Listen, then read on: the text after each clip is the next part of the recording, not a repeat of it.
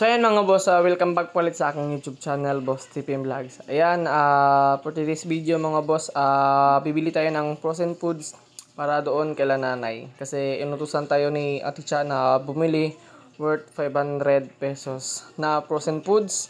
So ayan, dito ako bumili kay Ate Gingging.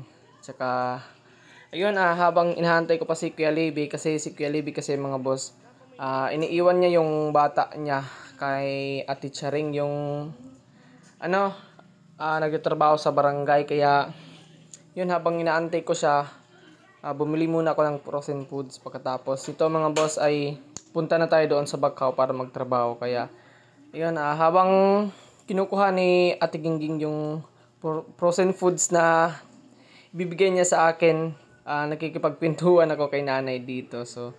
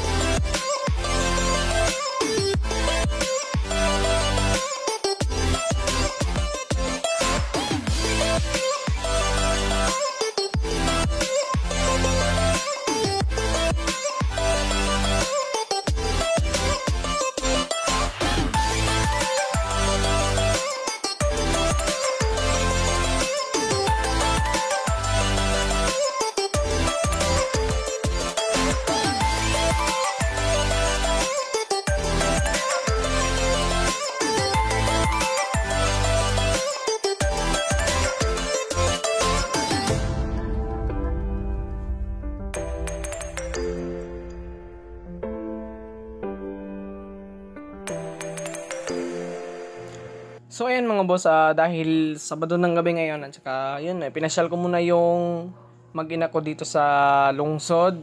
Ayan, kung saan may nagagandahan mga Christmas light. At saka ayan, tignan niyo yung puno, napakaganda. At saka may Christmas tree din dito. Ayan, so puntahan natin si Theodore kasi nakahanap siya ng star. At saka gusto niyang kunin kaso hindi pwede. Ayan, kinarga ng nanay niya. At saka gusto niyang hawakan. Yan, at tuwang-tuwa si Theodore dito mga boss. At saka yun, ngayon lang ulit kami nakapag-banding, gawa nga ng busy sa trabaho. At saka pag uwi ng bahay, magpapakain pa ng mga manok. At saka magluluto ng pagkain, yan ganyan. Kasi si Mariel bantay ng tindahan at saka bantay rin ng bata. Kaya ako naman yung nag-ano ng pagkain namin. Pero ayan, ngayon nakapag-banding ulit kaming tatlo ni Theodore at saka ni Mariel. At saka salamat sa Panginoon mga boss, kasi si Theodore wala ng lagnat. Ayan, so 2 days lang yung lagnat niya, after ilang days nawala na. Ayan, tuwang-tuwa si Theodore dito. Tsaka first time niyang naka-experience ng ganito. Yan, kaya tsaka dito mga boss, ayaw umuwi ni Theodore. Kasi saglit lang kami dito. Pero naglibot muna kami pagkatapos umuwi na.